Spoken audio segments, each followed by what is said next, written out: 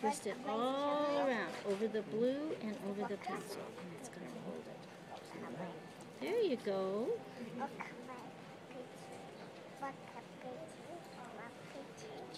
Great job, baby. That's really pretty. Now, let's see. Let's put some curly Q things on. What color do you want for your curly Q? Got it all the way up to the top? Okay. Wow. What do you want for your curly Q? I think orange. Orange? Orange curly Q. And what color do you want for your curly Qs? Yellow. Yellow. Yeah. Okay. So let's cut these in half. Okay. Hi, Keelan.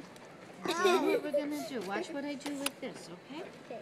What we're going to do with this is take this and Yeah. wrap it really please about that much, okay? Okay.